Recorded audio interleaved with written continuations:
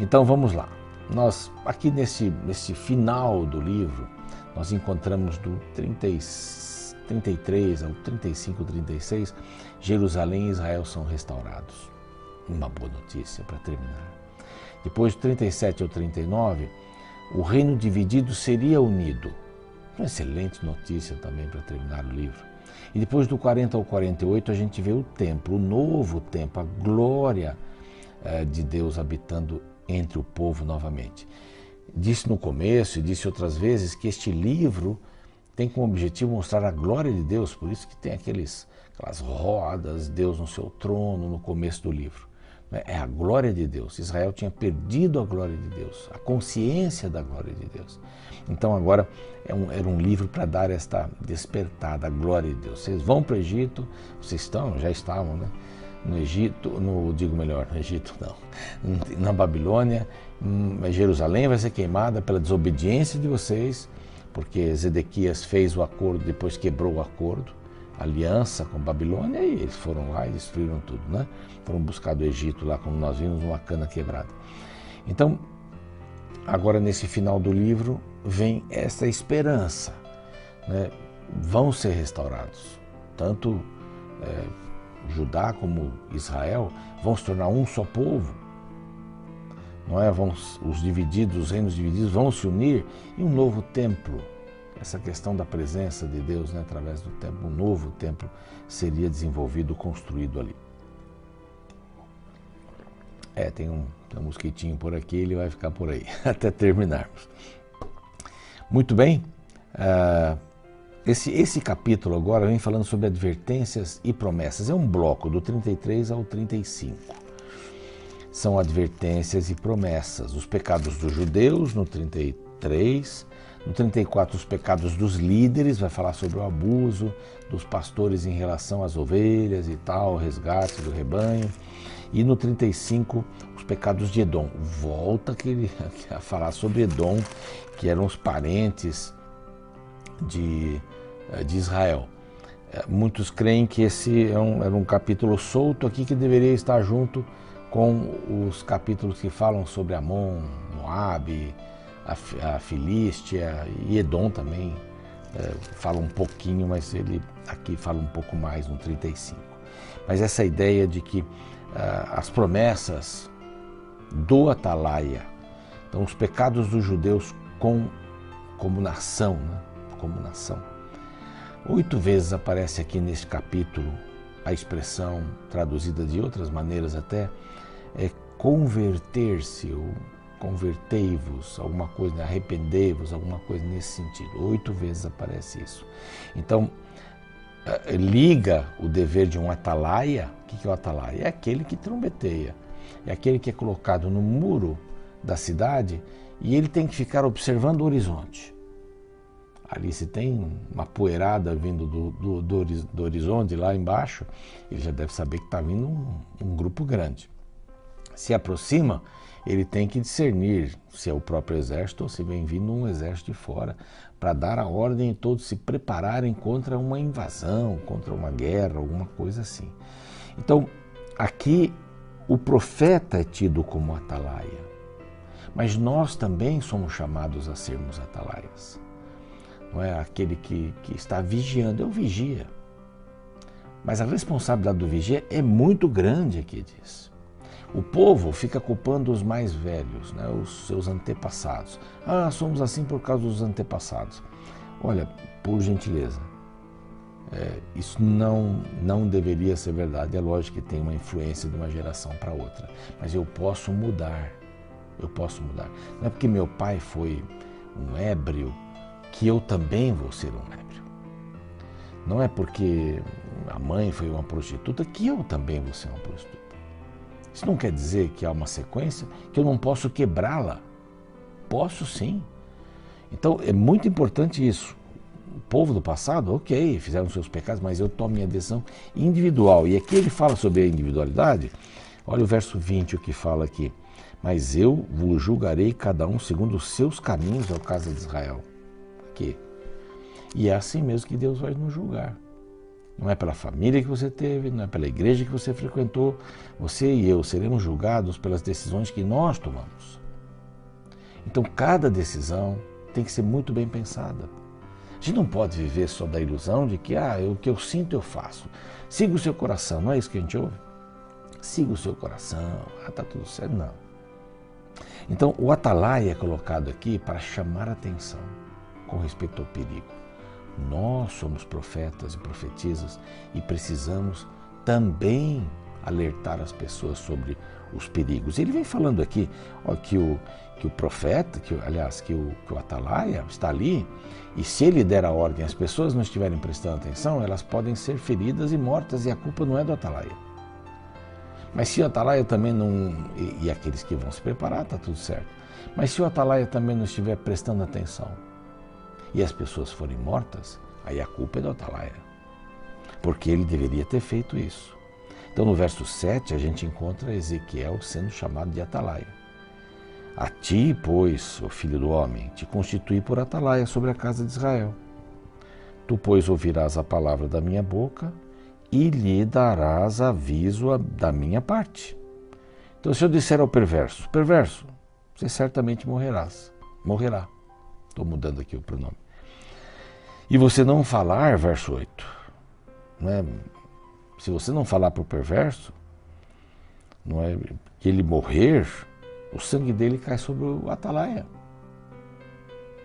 Se ele não falar, eu digo para você chamar a atenção do perverso, você não chama atenção. O sangue dele vai cair sobre você. Você é responsável. Então não são aqueles do passado. Não pode, a gente não pode ficar jogando a culpa para fora da gente. A gente tem que assumir a culpa da vida. Seguir em frente. Tem gente que fica só assim, mas eu cheguei tarde por causa disso. Eu fui ali e me atrasei por causa da fila, por causa disso, por causa dos meus pais, por causa da minha casa, por causa de viver longe do trabalho, eu chego atrasado. Desculpas estão aí para serem ditas, né? Mas não são efetivas. A gente tem que assumir. Então se sou chamado para chamar a atenção do perverso, que eu chame. E nós fomos chamados para isso, viu? Fomos chamados e Deus vai cobrar da gente isso. De não falar, não orientar. É como educar uma criança, deixa fazer. Pô, você vai pagar caro por isso. Não ensinou seu filho a ouvir nãos? E sim desequilibradamente, porque o mundo é assim. Então você vai receber, não um castigo, né? Mas você vai receber as consequências. Aí se falares ao perverso para avisar o seu caminho e ele não aceitar, então você está livre da culpa dele. Então, filho, de novo, né, que o verso 7 fala, a ti, pois, filho do homem, aqui de novo, verso 10, tu, pois, filho, dize à casa de Israel, fala para eles que eu vou aplicar o juízo. Agora o verso 11 aqui é um dos versos mais lindos deste livro e deste capítulo e da Bíblia. Diz assim, fala para eles que eu sou um juiz que não tem alegria na morte do ímpio, do perverso. Fala para eles que eu não estou aqui esperando condenar, eu quero condenar todo mundo. Não, Deus não é um juiz assim. Não olhe para Deus como um juiz que quer condenar todo mundo. Então ele diz assim, dize-lhes, tão certo como eu vivo, diz o Senhor, não tenho prazer na morte do perverso. Verso 11. Mas, sabe que eu gosto dos mas da Bíblia, né? Porém, alguns são bravos, né? E outros são muito bons. Aqui, por exemplo, mas em que o perverso se converta. Eu não quero ver o perverso morto. Eu quero ver o perverso transformado. É diferente, não é? Não vou eliminar, estamos num mundo descartável, que não presta a gente descarta. Mas Deus quer ver o perverso transformado.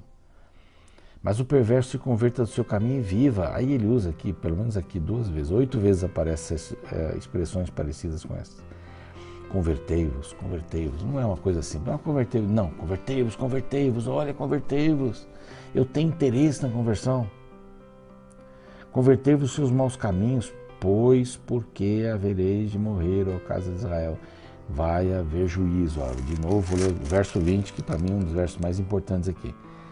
mas eu vos julgarei cada um segundo o seu caminho, cada um por si, não é família, na igreja. Então tu, pois, de novo, tu, pois, filho do homem, dize aos filhos, você é atalaia? Então fala, vai lá, fala com os filhos de Israel, os que estão na Babilônia, que a gente está vendo, né, no exílio. Então dizes aos filhos do teu povo, a justiça do justo não o livrará no dia da sua transgressão.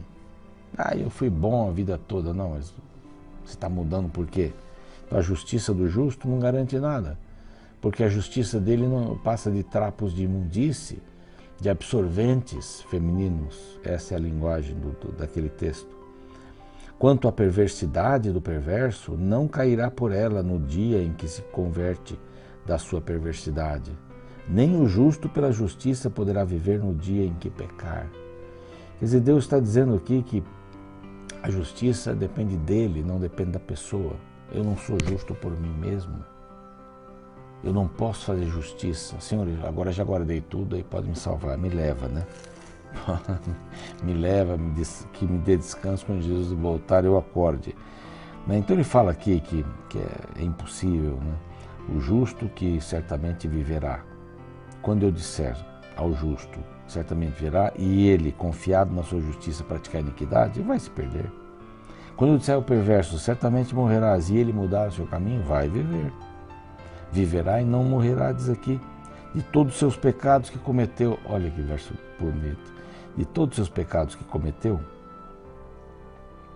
não se fará memória contra ele. Juízo e justiça fez, certamente viverá. É muito lindo isso, né?